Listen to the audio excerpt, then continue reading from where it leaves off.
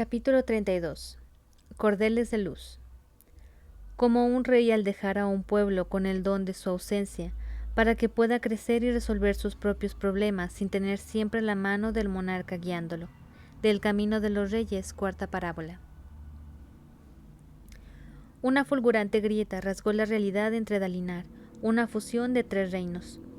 Adoptó la forma de una columna de luz que emergía de sus manos entrelazadas, mientras unos gloriespren estallaban cobrando existencia a su alrededor. La luz pronto lo inundó todo y el poder fluyó como el agua en unos caudalosos ríos, creando una perforación en la realidad que desafiaba las leyes naturales. ¿O no? En realidad, aquello también era una expresión de las leyes de la naturaleza, solo que de una más elevadas, más fundamentales. Muy bien, dijo Dalinar, está abierta. Entrad. Llegó la voz de Sagaz, aunque Dalinar le había perdido la pista en aquella luz omnipresente. Los dos, dejad que la luz os bañe y entonces buscad el reino espiritual. Dalinar avanzó, manteniendo abierto el portal como si separase las cortinas de una ventana. Dalinar, dijo Navani a su lado, oigo los tonos de Roshar. Ahora me son conocidos. Este lugar lleva semanas llamándome. Tomó la mano de Dalinar en su mano segura y extendió los dedos de la otra hacia el sonido, que él veía creando franjas en la luz. También él alcanzaba a percibir aquel dominio. Sintió como ella le daba la bienvenida, mientras se estiraba hacia otro lugar. El miedo atenazó a Shallan, esa gente de fuera. Oh no, pensó Velo, recuérdamelo. ¿Qué haces cuando hay un guardia vigilando por si apareces? Tormentas, te convertías en el guardia. Por desgracia, Embrace lo vio mirando hacia él a través de la pared y supo que los había descubierto. Un segundo después, los tres sangre espectral irrumpieron en las puertas, todavía llevando sus rostros falsos, aunque Embrace había desenfundado una daga, una que brillaba y distorsionaba el aire. «Proteged a los Spren», gritó Shallan señalando. «Esos tres guardias son el enemigo». En la cámara estalló el caos. Tres miembros de los sangre espectral, que fingían ser guardias alesi normales y corrientes, se enfrentaban a dos corredores del viento con sus Spren, además de a Renarin, Relaine, Radiante, Patrón y Testimonio. Demasiadas figuras moviéndose de pronto, reaccionando o entrando en pánico. Embrace alzó su daga y se quedó atrás, aunque cuando el arma se aproximaba a su costado, provocaba que su tejido de luz chispeara y se hiciera jirones. Y Yatil y Lieke se abalanzaron contra Breté, quizá identificando al corredor del viento como el más fuerte del grupo. Radiante se movió, pasando junto a Patrón, intentando llegar a Breté, que recibió el embate de Lieke, y agarró el brazo con el que empuñaba otra daga. Cerca de ellos, Isasik, el otro corredor del viento, embistió contra Iyatil. Tormentas, no, pensó Radiante, deteniéndose de golpe.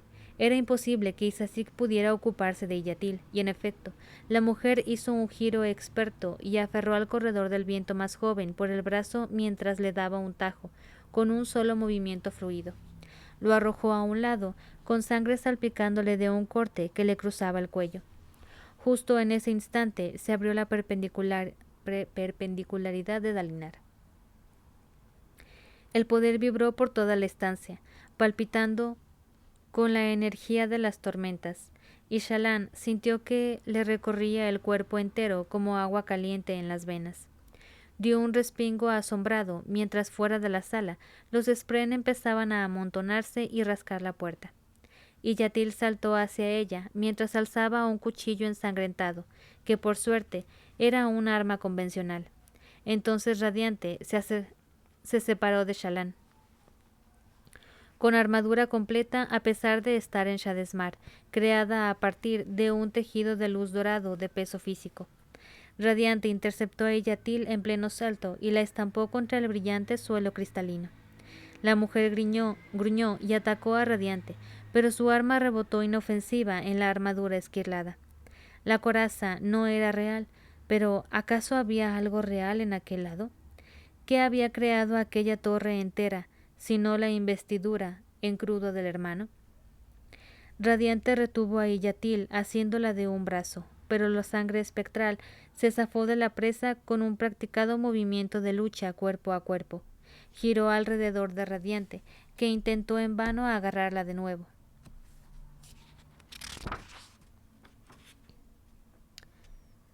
Agarrarla de nuevo. El tejido de luz de la mujer empezó a evaporarse, dejando ver su máscara y sus ojos rodeados de madera que se clavaron en Shallan. Si tiene una daga de antiluz tormentosa, comprendió Shallan mientras danzaba hacia atrás por instinto, la utilizará contra mí. Así nos mataría tanto a mí como a Radiante, y posiblemente inutilizaría a patrón y testimonio. Tampoco era que los crípticos estuvieran sirviendo de mucho. Testimonio se escondía detrás de patrón, que se había llevado una mano al pecho mientras el patrón de su cabeza daba vueltas como la anfitriona de una fiesta al aire libre, echada a perder por una lluvia inesperada. Iyatil la cometió y Shallan esquivó hacia atrás, agradeciendo que Adolin hubiera insistido tanto en entrenarla en el combate a cuchillo. Como había esperado, el ataque era una finta. Iyatil desenfundó otra daga y mantuvo la mano atrás, como intentando ocultarla. Esa daga distorsionaba el aire. Shallan se había equivocado al pensar que solo tendría un poco de antiluz, una sola saeta. Sí, pero 2 dagas ya como mínimo. Siguió esquivando y pasó junto a Isasik, a quien Renarin estaba ayudando a incorporarse después de sanarlo. Un segundo después, Breté, escorado en un enlace fuera de control, se estrelló a su lado. Iyatil se apartó y Shallan vio su oportunidad e hizo que Radiante cargara contra la mujer, obligándola a soltar la daga, que se alejó resbalando por el suelo. Mientras Iyatil volvía a escabullirse veloz de la presa de Radiante, Shallan logró recoger la daga, alzó la mirada hacia los ojos furiosos de Iyatil y sonrió triunfante. Al momento se le clavó un dardo de cerbatana en el ojo. Retrocedió trastabillando y dolorida, apenas logró evitar los otros dardos que Iyatil estaba disparándole. ¿Cuántas había sacado la cerbatana aquella mujer?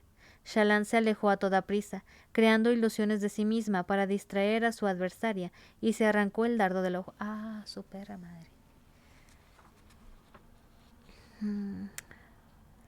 Bufando, evaluó la situación. Isasik estaba curado, pero seguía sentado en el suelo, con la mano derecha apretada contra el cuello, ensangrentado.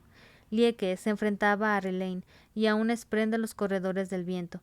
Era la misma Spren que había hablado antes con Relein vestida de uniforme y empuñando una espada ligera de duelos, que manejaba con eficacia para hacer retroceder al forastero contra la pared, donde lo atravesó con ella. Shallan asintió, agradecida hasta el momento. Maya y Notum eran los únicos Spren que había conocido con aire de soldados, pero tenía sentido que hubiera más, sobre todo entre los honores Spren que habían elegido acudir y formar vínculos en vez de esconderse en integridad duradera. Los Sangre Espectral estaban perdiendo aquel combate.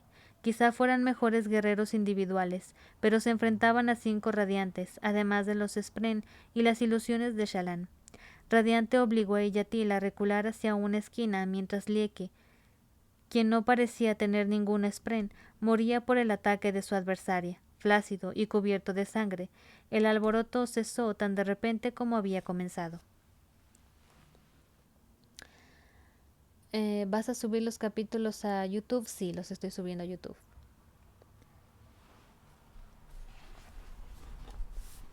Tal y como Adolin le había advertido hace ya tantos meses, a menudo el combate era rápido, brutal y abrumador. Años de entrenamiento que desembocaban en unos pocos encontronazos cruciales. Shallan incluso se había perdido partes importantes de la pelea, teniendo la atención centrada solo en Iyatil. Hasta ese instante no se había fijado en que Embrace estaba en el techo, al parecer enlazado allí por Breté. Los honores Pren y Relein se sumaron a Radiante en el acoso a Iyatil, mientras Shallan e Isasik, que volvían a estar en pie, volvieron sus armas hacia Embrace, atrapado contra el techo. Un momento, dijo Isasik. ¿De dónde ha salido esa otra caballera radiante? ¿Y cómo es que lleva armadura esquilada en Shadesmar? Breté miró a Radiante y frunció el ceño. Otra tejedora de luz, aventuró Shallan. Bueno, dijo ella, es así como complicado. No nos habéis preguntado, susurró Iyatil desde la esquina, qué ha sido de los guardias a los que hemos reemplazado. Y Sasik se volvió hacia ella. ¿Qué les habéis hecho? Están retenidos en la base de la columna por la que habéis llegado, respondió ella. Son nuestros rehenes. Los ejecutarán a menos que dé una señal o que lleguéis a ellos antes. Está jugando contigo, Isasik, dijo Shallan. No dejes que se te meta en la cabeza. Es verdad, dijo Embrace desde el techo. Sabes que no mentiría en esto, pequeña daga. Podéis salvaros, pero solo tenéis unos minutos. ¿Mienten? Preguntó Isasik con brusquedad. ¿Shallan? Dejen que los maten, chinguen a su madre.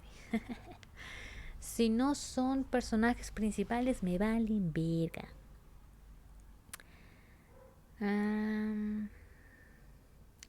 Shallan alzó la mirada hacia Embrace, quien sonrió, confiado, condenación. Es probable que no, reconoció Shallan, pero los dos corredores del viento salieron corriendo, seguidos por sus spren. Como son los corredores del viento, dijo Yatil despectiva, qué fáciles de manipular. Porque ellos juraron proteger a los que no pueden protegerse, güey. Cállense, pinches motos. Seguimos teniéndoos a todos, replicó Shallan. Embrace en el techo, Lieke muerto, y Yatil atrapada en la esquina, sosteniendo su cerbatana, pero al parecer sin dardos ya. Estáis capturados, nosotros ganamos. Ah, dijo Yatil en voz baja, pero Embrace aún tiene su daga. Shallan miró de nuevo hacia él y sus ojos se clavaron en la daga. Era difícil distinguir nada con la perpendicularidad bullendo, inundando la estancia de brillante luz blanca. En la lejanía los spren estaban descontrolándose, un millar de sombras que danzaban en la planta baja. Pero Shallan alcanzaba a entrever aquella distorsión. El extraño resplandor de la daga repelía de algún modo la luz natural, incluida la de la perpendicularidad. En una burbuja alrededor de la mano de Embrace. Destacaba como un único punto en un lienzo por lo demás blanco.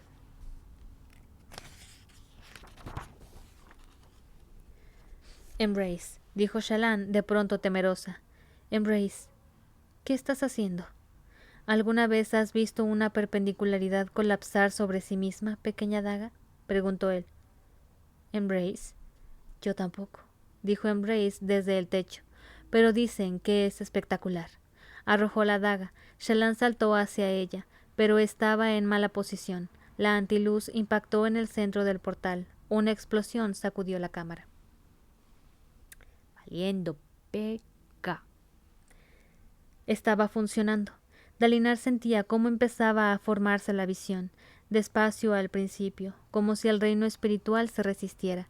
Navani y él se esforzaron en avanzar, como a través de una densa brea, cogidos de la mano, arrastrando cordeles de luz que los conectaban con el reino físico. Las imágenes cobraron forma a su alrededor a partir de la luz arremolinada, visiones de lugares, de personas, efímeras, desparecidas al cabo de segundos. Los tonos vibraban a través de él. Estaba funcionando.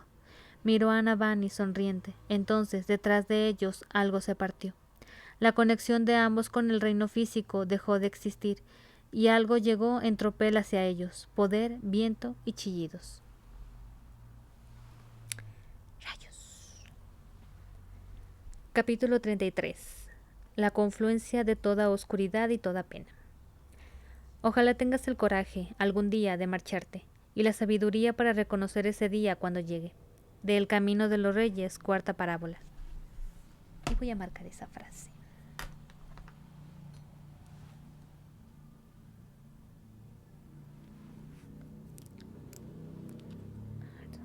Ah, caray.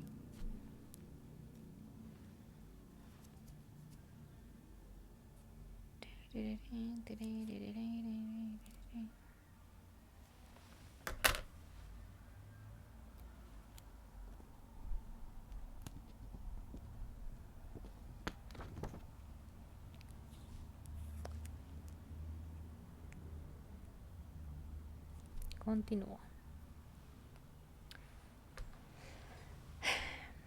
Liv dio un respingo por la repentina inundación de luz. Ya había estado cerca de la perpendicularidad de Dalinar, pero seguía maravillándose todas las veces. Aquella poderosa iluminación refulgía a través de ella, volviéndola transparente.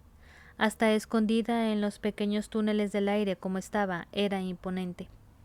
Ese día, dentro de aquella luz, se vio a sí misma como podría haber sido, alzándose orgullosa, sin miedo al futuro, porque tenía apoyada en el hombro la mano de alguien que la quería. En la visión iba vestida con la ropa de su infancia, Irialí, del lugar al que su familia se había mudado siendo Liv muy pequeña. Y si se hubiera quedado allí en Ral Elorim, en vez de ir allá donde el viento la llevase, se habría transformado en esa chica, en esa joven llena de confianza, del pelo brillante y la falda corta Irialí, con los hombros y el abdomen descubiertos, como si no le importara que la gente viese que estaba creciendo. Esa versión de ella era parecida, no parecía temerle a nada. Liv estiró el brazo hacia aquella imagen de sí misma, sus dedos apenas visibles en la luz, y le pareció sentir que una canción reconfortante fluía a través de ella. Y esa mano, en el hombro, de piel morena y uñas pintadas. Qué familiar le resultaba. Aunque el resto de la figura no se veía, Liv conocía esa mano, tan suave a pesar de los callos. Si tan solo pudiera estrecharla una vez más. Pero la visión no tenía sustancia, y Liv supo, obligando a afrontarlo, por fin, algo sobre lo que había estado mintiéndose a sí misma. No creía que su madre estuviera muerta. Sí, lo decía una y otra vez, igual que su tío, abuelo había jurado siempre las cosas en nombre del Dios al que odiaba. Por si ese Dios estaba mirando, por si el destino iba a ver qué tal estaba ella, porque, diciéndolo así, nadie se preguntaba qué había de verdad en su corazón. Liv no le creía. Le era físicamente imposible. Su madre iba a abrazarla otra vez y la vida sería cálida, pero Liv no podía cambiar. ¿Y si su madre regresaba y no la reconocía? ¿Y si su madre llegaba a por ella y al no verla, se buscaba a otra niña pequeña a la que querer? La vida había sido perfecta durante unos pocos meses. ¿Por qué no había podido quedarse así? Liv, dijo una voz temblorosa desde detrás de ella, en el conducto. La visión desapareció. Tengo miedo. ¿Wendell? No, era... Se volvió de golpe y vio a Gavinor en su sombra, mirando más allá de ella, hacia la sala en la que Navani y Dalinar estaban abriendo su perpendicularidad. Desde la pared lateral, la enredadera de Wendell compuso una boca. «Ay, madre, ¿tú sabías que nos estaba siguiendo?» «Pues claro que no», sisió Liv. «Gab, ¿se puede saber qué haces?» «Has dicho», susurró el niño, «que tenemos que aprender cuándo obedecer y cuándo desobedecer. Te he visto colarte aquí. Es momento de no obedecer». Es un mal ejemplo, Liv. El pobre se encogió más ante aquella luz. Tormentas. Una cosa era que la pillaran escuchando a hurtadillas en las reuniones importantes, y otra muy distinta, que la pillaran corrompiendo al famélico príncipe heredero, al nieto de los famélicos forjadores de vínculos. Iban a ahorcarla. Peor, iban a dejar de permitir que les robase los postres. Intentó ahuyentar a Gav, de vuelta por el pequeño túnel, pero el chico estaba paralizado. Con un suspiro, Liv se volvió para poder empujarlo por delante de ella. Se perdería la genialidad que Dalinar y Navani estuvieran haciendo, pero en fin. Al arrastrarse ahuyentó a un extraño cremlino púrpura. Esos bichos estaban por todos los tubos de ventilación. Liv se preguntó a qué sabrían cocidos. ¡Guácala! Pero nunca había conseguido atrapar ninguno. También se preguntó si alguien más sospechaba lo que eran en realidad. Por fin puso a Gav en movimiento, y todo fue bien hasta que Navani dio un grito, y la luz empezó a tirar de ellos hacia la perpendicularidad. Liv chilló mientras resbalaba hacia atrás por el túnel, empujando fuerte contra las paredes para detenerse, pero entonces Gav chocó contra ella y los hizo salir a ambos a la cámara. «¡Ama!», gritó Wendell. «¡Ay, ay, ay, ama!». El aire rugió alrededor de ellos, rivalizando con el ruido del agua cayendo en cataratas que tanto le había dificultado a Lift escuchar lo que pasaba. Con aquella potente luz cegadora perdió la pista de dónde estaba, y Gav se le escapó de las manos. ¡Chingada madre! Los dos estaban siendo absorbidos hacia aquella grieta. Liv resbalaba por el grueso suelo, se sacudía al pasar sobre las piedras. Presa del pánico, intentó algo que nunca le había salido bien antes. Se volvió antimaravillosa. En vez de resbalar libre, trató de hacerse raspar contra el suelo, quizá quedarse pegada. Por desgracia, la fricción solo consiguió que se diera la vuelta hacia arriba. Voló por el aire demasiado brillante, directa hacia la grieta, hasta que alguien la agarró por el brazo y la retuvo. Una figura que proyectaba sombra en la dirección errónea, un hombre vestido todo de negro, que gruñó, que forcejeó contra la poderosa abertura hasta que por fin la perpendicularidad se desvaneció.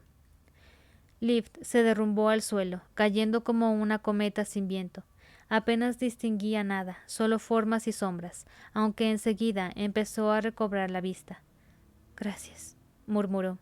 «Tienes suerte de que te percibiera fisgoneando otra vez», dijo sagaz. «Casi no consigo atraparte en el aire.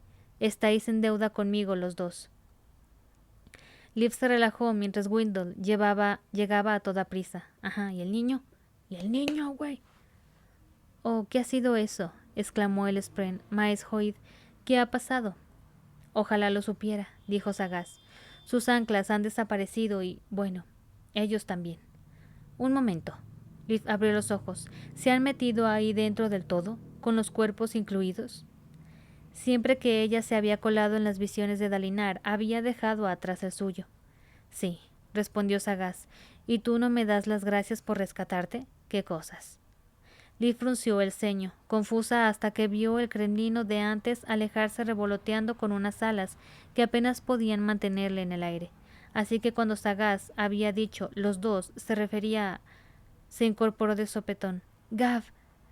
«¿Qué pasa?», preguntó sagaz. «¿Has atrapado a Gavinor? Estaba colándose por los túneles detrás de mí». «Ay, no», se tragó al niño. «Ay, no». Se levantó de un salto y buscó alrededor. «Lo has salvado, ¿verdad?»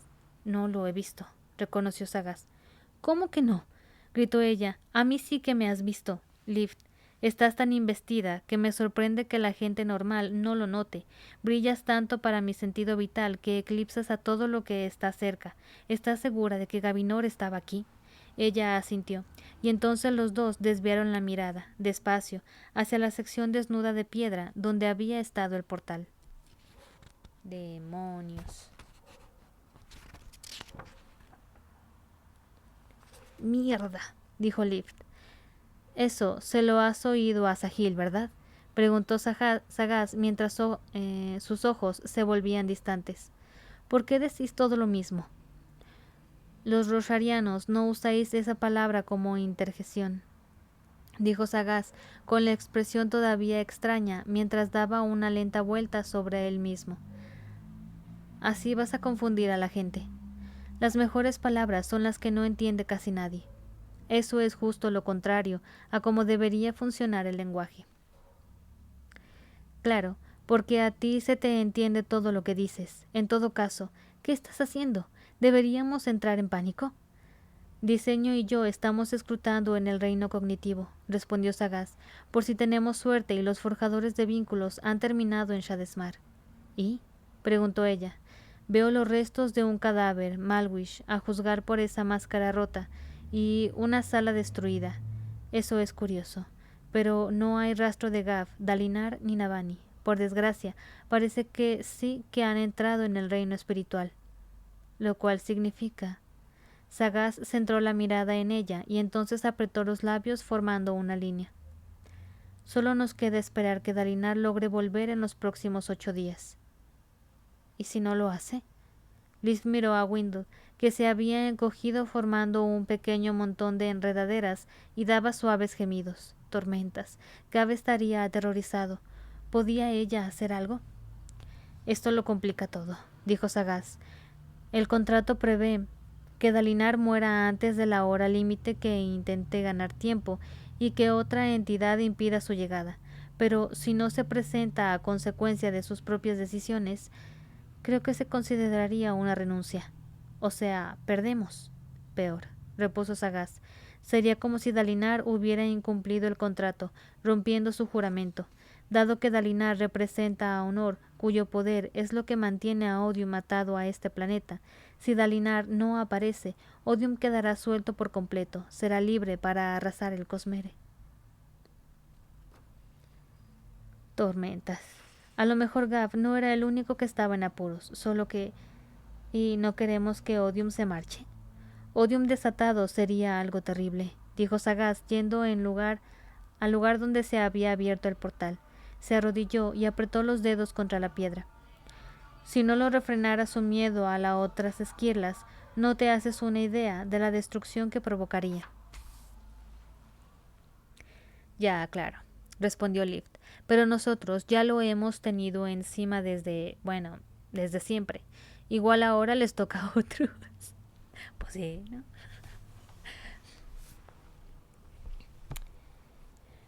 Les toca a otros. Sagaz no respondió. ¿Puedes hacer algo?, preguntó ella, acercándose a Sagaz y acuclillándose. ¿Traerlos aquí? Siempre que yo me colaba, tenía a Dalinar para guiarme. No lo sé, casi susurró Sagaz.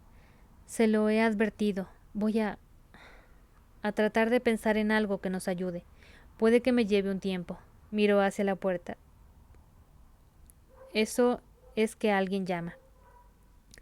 ¿Llegas a oírlo con tanto ruido que hace el agua? Él asintió levantándose. ¿Se lo decimos?, preguntó Liv, de repente. ¿Cuántas ganas tienes de desatar unos disturbios masivos por toda la torre? Dalinar y Navani son el pegamento que mantiene unida a la nación y a los radiantes. Creo que lo único que impide que cunda el pánico es que la gente cree que de algún modo el Espina Negra ganará el duelo dentro de unos días. Como descubran que ha desaparecido. Ya, dijo ella mientras sonaban golpes en la puerta otra vez, más ruidosos. ¿Qué hacemos entonces? Haremos lo más inteligente, por supuesto, respondió Sagaz, empezando a brillar mientras absorbía luz tormentosa. Mentir. Mientras la noche se apoderaba por completo del territorio, Kaladin tuvo que admitir la derrota. Su estofado era un desastre, sabía a Krem. Kaladin había ayudado a Roca docenas de veces, aunque Huyo, Lopen y David habían demostrado ser los más capaces. Pero aún así, no debería resultarle tan difícil. Solo había que cortarlo todo y echarlo dentro. Parte de la razón de que llevase un macuto tan grande era que había pedido especias y verduras en intendencia.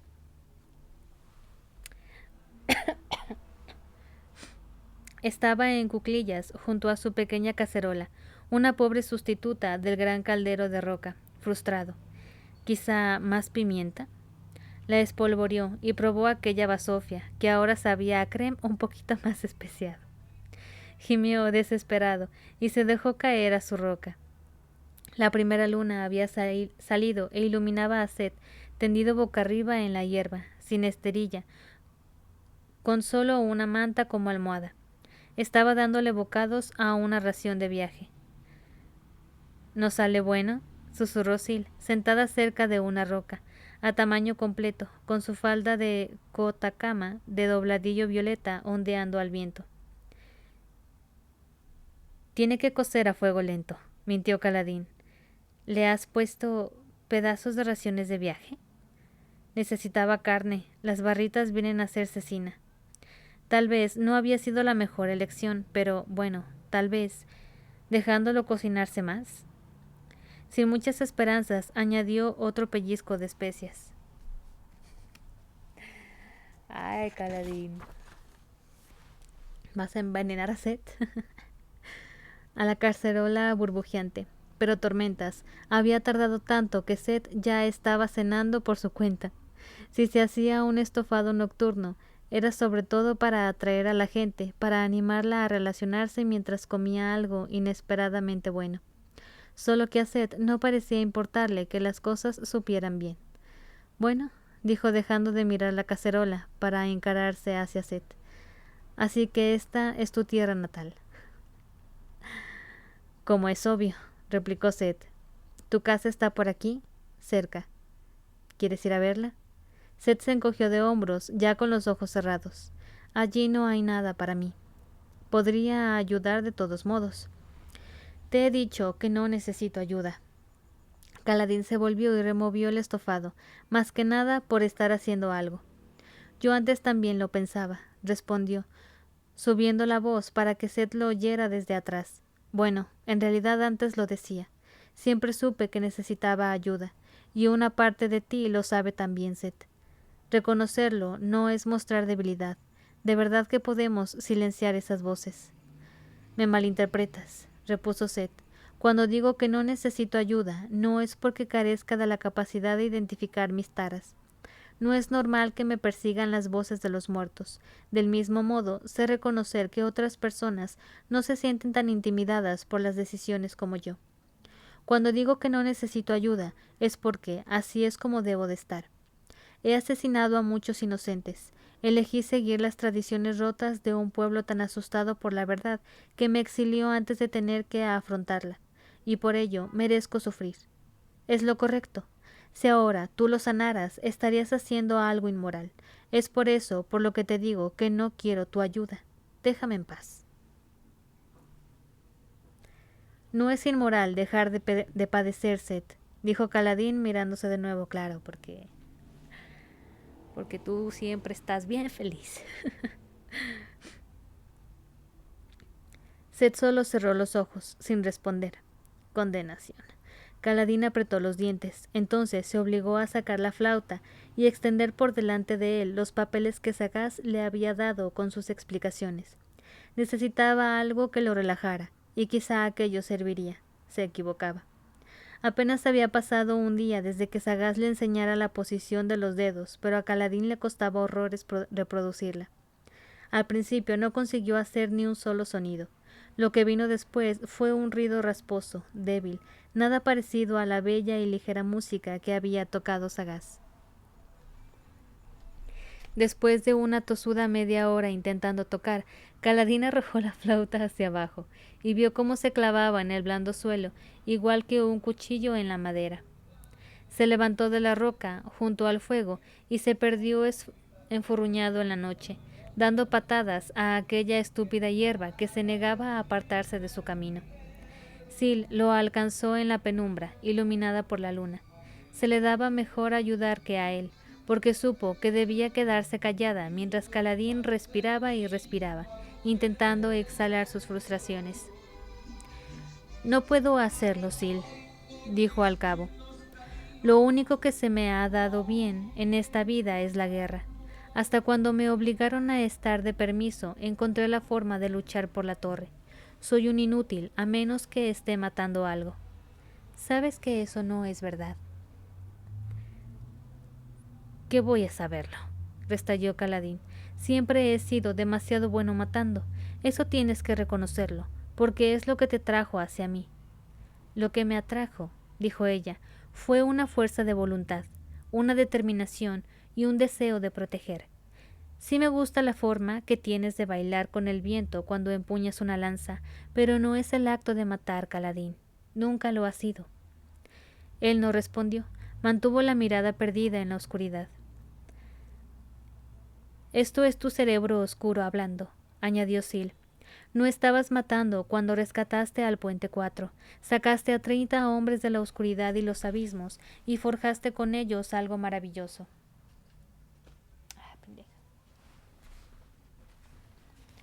Algo maravilloso, hombre.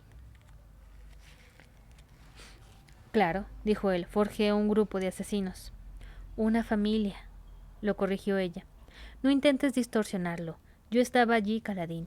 Lo hiciste porque no podías soportar quedarte de brazos cruzados mientras seguían muriendo. Lo hiciste por amor. Él desvió los ojos un momento y vio que ella estaba mirándolo indignada a tamaño humano. Imposible de pasar por alto. Tormentosa mujer. Tenía razón. Seth, dijo Sil, no es un caso más desesperado que a aquellos hombres. ¿Te acuerdas de lo reacio que estaba Roca al principio? Sí, admitió Kaladin. Recordó una época en que su momento fue atroz, pero a la que le había cogido cariño. Escabullirse de noche con Roca y Teft para recoger fardos de matopomo. Oí la risa de Roca por primera vez mientras describía lo que le había hecho a la comida de Sadeas. Los dos habían desaparecido, Teft muerto, Roca quizá ejecutado por su gente. Aun así, Kaladin se forzó a dejar atrás los pensamientos oscuros y apostó otros pensamientos buenos, como soldados con lanzas, para mantener a raya a los prisioneros. Sil tenía razón. Kaladin podía afirmar muchas cosas sobre sí mismo, pero no justificar el argumento de que solo era un asesino, y la vida era buena. Eso lo había sentido antes.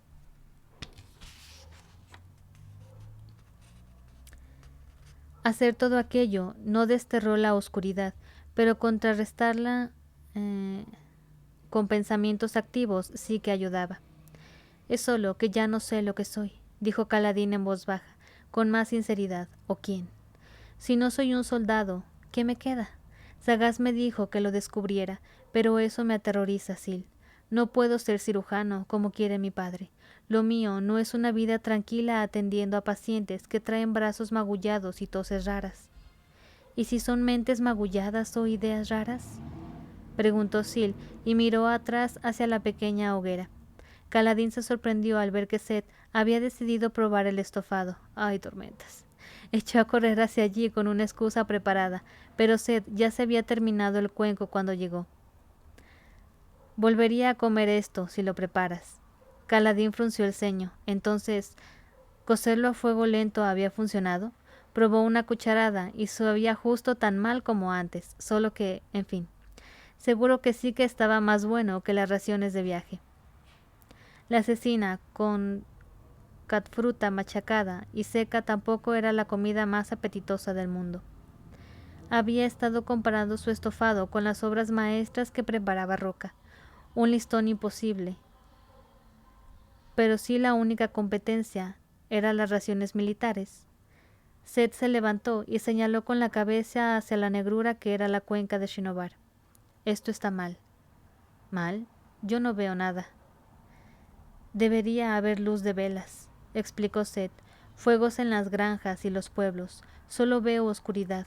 Es como si todo el mundo hubiera desaparecido sin más. Kaladin llegó junto a él y contempló aquel océano de negrura. Antes te he mentido, reconoció Seth. Sí que amo a mi pueblo, Kaladin.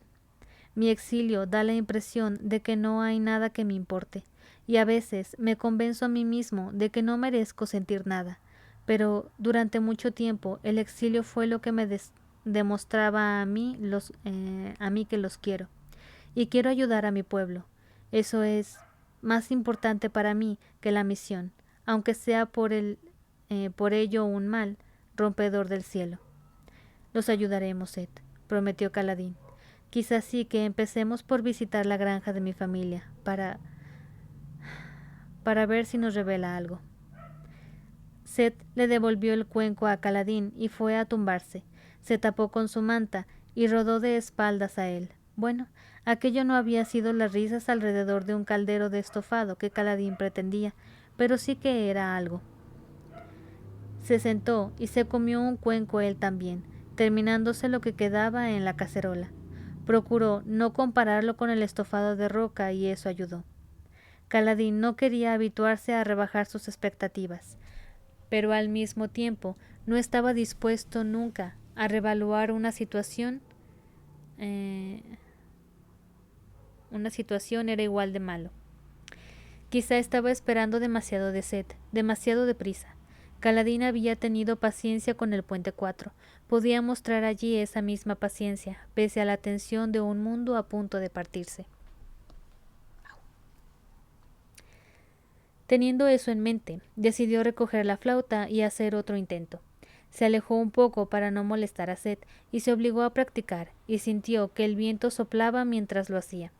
Un viento pacífico, propio de aquel lugar, donde la hierba no tenía miedo. Un viento que encontró reconfortante. ¿Eres tú?, preguntó bajando la flauta. Sí, le susurró el viento al oído, haciendo que Sil levantara la cabeza. Sentada cerca en el suelo, la música que te enseñó el antiguo me llama. He hecho lo que me pediste, dijo Kaladin. Estoy aquí, aunque no sé muy bien por qué, pero estoy aquí. ¿Puedes explicármelo? Odium cambia, sus objetivos cambian. Ahora puedo hablar, cuando tanto me costó durante años. ¿Y eso tiene algo que ver con Odium?, preguntó Sil. Él cambia. Su atención no está en mí, dijo el viento. Las piedras siempre han tenido la capacidad de hablar, pero no han empezado a hacerlo hasta ahora. Yo siempre estoy aquí, y ahora advierto, Odium está renovado. Esto es peligroso. Quédate, vigila. Yo vigilaré también. Aún no tengo las respuestas, pero me siento mejor desde que estás aquí. Juntos debemos preservar un remanente de honor, de algún modo. Kaladin meditó sobre aquello mientras el viento se retiraba. Se descubrió pensando de nuevo en sus amigos, que combatían sin él, recordando el trauma de la muerte de Teft. Era una herida reciente, no podía obsesionarse con ella, lo sabía. No si quería convertirse en una persona nueva, como le había dicho Sagas. Al cabo de un rato regresó a la flauta. El viento no volvió, y sus intentos musicales fueron igual de penosos que los anteriores. Pero la tormenta con ello. Había una cosa que sí que era siempre verdadera acerca de Kaladin bendito por la tormenta. Sin importar su empleo ni dónde estuviera, incluso después de retirarle su capacidad de pelear, seguía siendo el idiota más tosudo que había existido jamás. Así que siguió arrancándole notas espantosas a aquella flauta, hasta el preciso instante en que alzó la mirada y encontró a Ishar el heraldo de pie delante de él.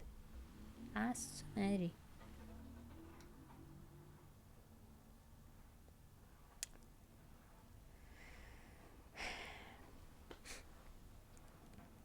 La torre era rara en el otro lado, pero extrañísima.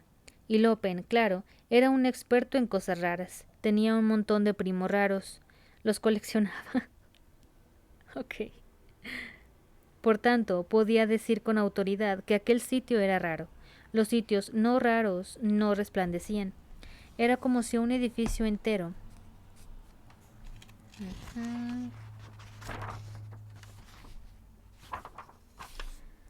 se hubiera hecho radiante, hubiera absorbido luz tormentosa y estuviera amenazando con dejar a Huillo pegado a la pared.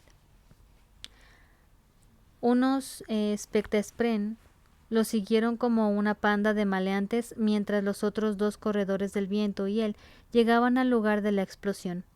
Aquel lugar era una réplica perfecta de la torre, solo que hecha de una especie de cristal brillante. La torre decía que despertarla la había restaurado a su estado natural, y eso hacía que Lopen se preguntara por qué su brazo no estaba hecho de cristal brillante en ese lado. Habría sido mucho mejor que el que tenía de carne. Tampoco en ese lado. Tampoco era que quisiera, Le gustaba volver a tener dos brazos, porque así podía comer chota y señalar cosas a la vez. Pero un brazo de cristal sería bastante guajudo. ¿Crees que si pienso mucho en ello, mi brazo se volverá de cristal? Rúa, su spren, se encogió de hombros. En ese lado, Rúa medía poco más de 1 metro y tenía el pelo revuelto, una energía interminable y las proporciones de un niño. Le gustaba resbalar en vez de caminar, y Lopen había oído que en su ciudad natal Rúa podía flotar de un lado a otro todo el tiempo. Huyo lo encontraba fascinante y no dejaba de hablar de ello. Los pensamientos sobre spren flotantes y brazos de cristal se evaporaron cuando Lopen llegó al lugar de la explosión. «Es aquí, señor», dijo Isasik. «Estábamos aquí dentro».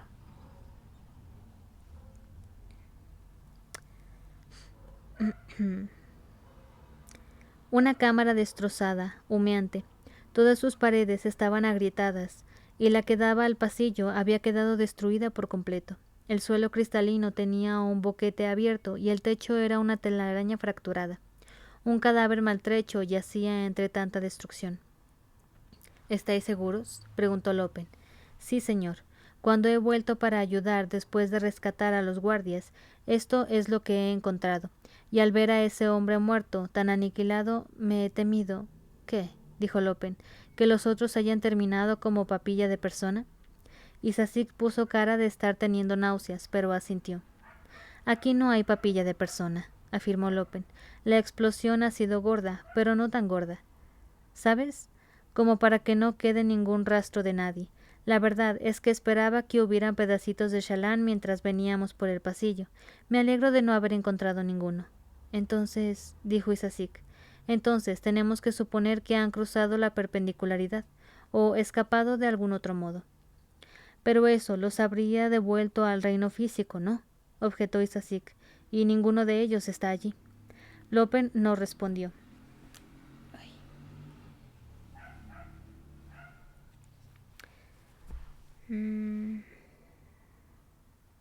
Me perdí.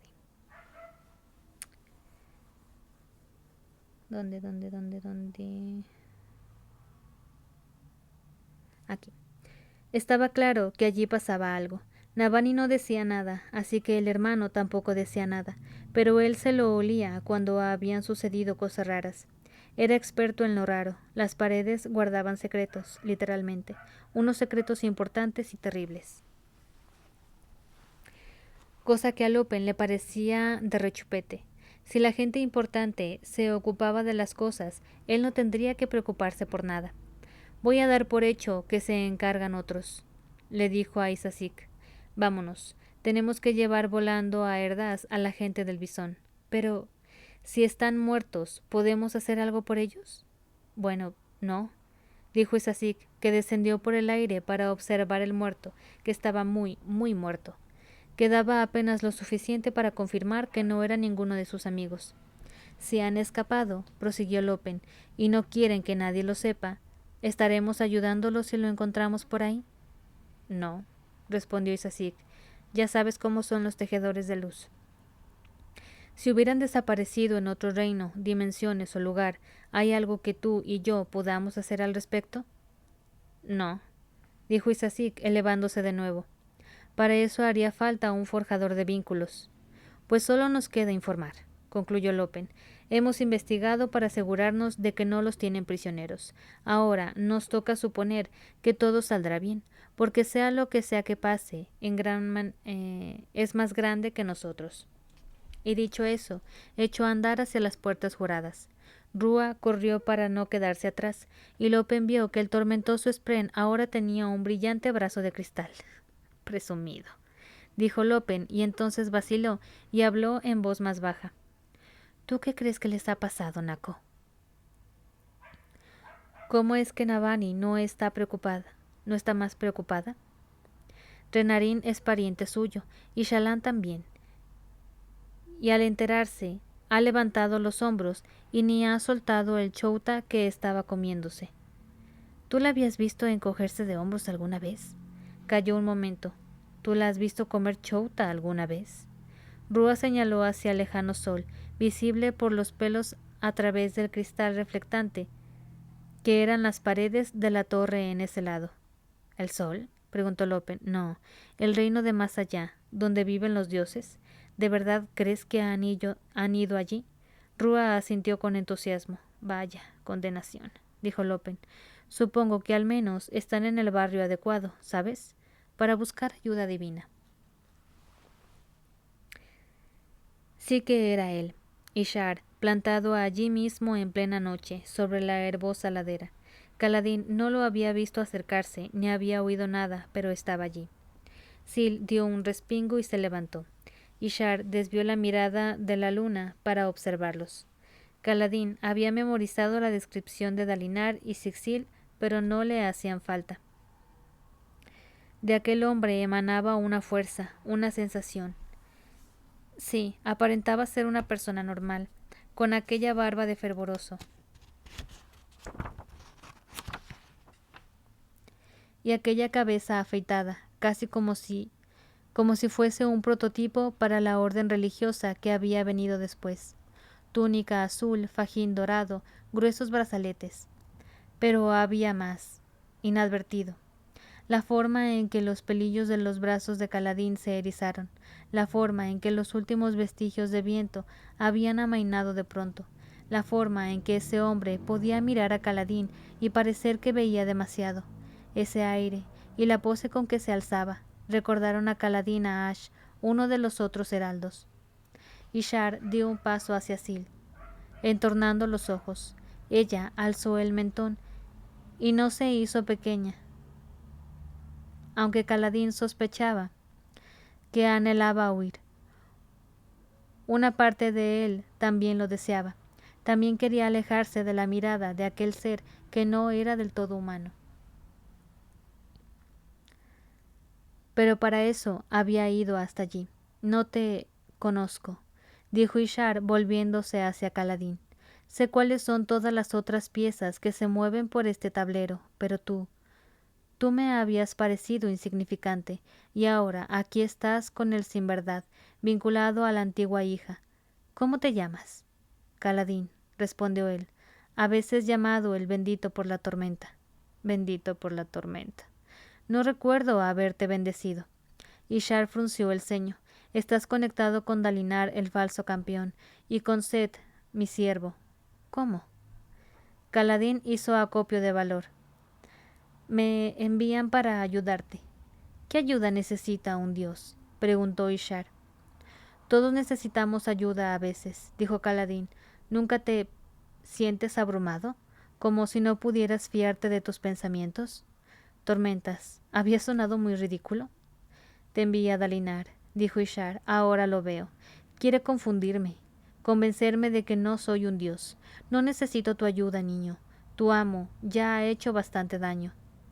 ¿Daño? Preguntó Sil. Daño, repitió Ishar, volviéndose para contemplar la oscura y suaves colinas Shin. Vuestro farsante forjador de vínculos me atacó, me cambió, me hizo ver cosas que creía olvidadas. En ese momento Tessin murió, pero ya no necesito ese nombre. Puedo ser Ishar, quien ascendió al puesto del Todopoderoso. Dalinar ya se lo había mencionado. En el instante en que Navani se había convertido en forjadora de vínculos, Ishar había visto el reino espiritual y había recobrado la lucidez durante un breve intervalo. Por tanto, ¿le había quedado secuelas de aquello? ¿Estaba mejor que antes? Dalinar también había mencionado los juramentos. Si se hacía otro cerca de Ishar, quizá regresaría a sí mismo. Era un método de terapia nada convencional, pero tal vez Kaladin tuviera que apelar al heraldo en vez de al hombre, al heraldo que durante tanto tiempo había defendido a la humanidad. Ishar, dijo, necesitamos tu ayuda. Sí, repuso él, vuestros enemigos os aplastan y os aventajan, porque no habéis acudido a mí. Tengo planes para encargarme de ellos y de las amenazas mayores que nos esperan más allá. Pasa a ser mi discípulo y te lo mostraré. Podemos hablar de eso, dijo Kaladin, lanzando una mirada hacia Sil en busca de apoyo. Tenemos a Ash y Tal con nosotros, en Urídiru, a tus amigos. Ishar dio un bufido. Inútiles, los dos. Miró a Kaladin a los ojos. ¿Sabes lo que hago por ellos, niño? Yo fundé el juramento, así que puedo absorber parte de su dolor en mí mismo. Yo soporto su oscuridad. Esa oscuridad los aplastaría a todos de no ser por mí. ¿Has visto a Tal? Está irracional, muy gobernado por la oscuridad. Sí, respondió Sil. Es porque no soporto su oscuridad como cargo con la de los demás, dijo Ishar. Estarían todos igual de indefensos de no ser por mí. Yo soy la confluencia de toda oscuridad y toda pena. Sus dolores pesan sobre mí, y aún así me alzo ante vosotros. Soy un dios. Solo quiero, empezó Kaladin.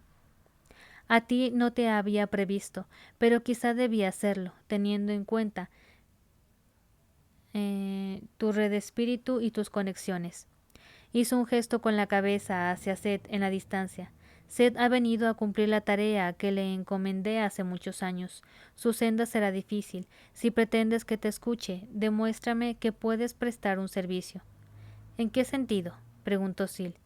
En el de ayudarme a preparar el final, dijo Ishar en voz baja. El sin verdad ha regresado por fin. Esta tierra lo necesita. Ishar, insistió Kaladin, quiero que hablemos de cómo te sientes. Hablaré contigo, le aseguró el heraldo, cuando el peregrinaje haya concluido, cuando la tarea esté hecha. Pero los ojos de Ishar se iluminaron, refulgentes como por la luz tormentosa, pero con un brillo muchas veces más intenso. Los haces de luz cegaron a Kaladin mientras el heraldo rugía. Si deseas obtener otra audiencia con tu Dios, deberás hacer esto, niño. Tal es el privilegio de cualquier discípulo. La luz se desvaneció e Ishar ya no estaba. Tormentas. Estupendo, dijo Sil. ¿Ha ido bien? Bien, preguntó Kaladin. Me ha soltado un montón de sinsentidos, se ha negado a escucharme y luego ha desaparecido.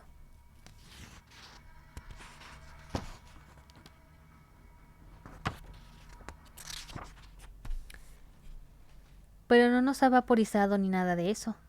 Sil ascendió flotando algo más de un palmo en el aire, emitiendo un leve resplandor en la oscuridad, con el pelo ondeando de nuevo al regresar el vientecillo. Y está loco, así que, bueno, era de esperar que soltara sinsentidos. Se ha fijado en ti y te ha ofrecido la oportunidad de volver a hablar con él. Hablará con nosotros, dijo Kaladin, siempre que ayudemos a Zed a hacer lo que sea que debe hacer. No tenemos ni idea de lo que es. Se pasó una mano por el pelo, pero entonces se calmó. Dicho eso, sí que parecía estar un poquito mejor que como lo describían Sixil y Dalinar, creo. Podemos ayudarlo, Kaladin, le aseguró ella, apoyándole una mano incorpóreas en el brazo. Podemos intentar ayudarlos a todos. No a tiempo, para que les sirvan de algo a Dalinar, repuso Kaladin. ¿Quién sabe cuánto tiempo llevará esta misión de Zed aquí? Si Ishar se niega a hablar conmigo hasta después. Pero en fin, Sagaz ya se lo había advertido, así que había una tarea que era más crucial que llevar a Ishar con Dalinar, una tarea que el viento necesitaba que Kaladin llevase a cabo. Preservar un remanente de honor. ¿A qué se refería?, preguntó Sil. Ha dicho que Zed era un siervo. ¿En qué sentido? Vete a saber, dijo Kaladin. Me ha llamado a mí su discípulo y cree ser el Todopoderoso. Respiró hondo y recogió la flauta, los papeles de música y la gema con la que había estado iluminándose. Pero supongo que tienes razón. Esto podría haber sido mucho peor, y mañana podemos preguntarle a Zed qué opina del asunto. De momento, creo que necesito dormir. Regresaron a la hoguera, junto a la que Zed daba suaves ronquidos. Kaladin guardó las cosas de la cena y cubrió el fuego. Absorto en sus pensamientos. Intentaron volverse oscuros, pero él no cejó en su empeño de hacerlos retroceder a golpes, con pensamientos positivos, como soldados que lucharan en su nombre. Recordatorios de que había tenido éxito en el pasado y podía volver a tenerlo. Recordatorios de que una idea no era cierta solo porque se le hubiera metido en la cabeza. La oscuridad aún estaba allí, y quería hacer que Kaladin creyese que las cosas no cambiarían nunca, pero aquella pequeña victoria demostraba lo contrario, porque, aunque quizá nunca se librara para siempre de aquellos pensamientos, se había terminado eso de dejar que ganaran. Fin del segundo día.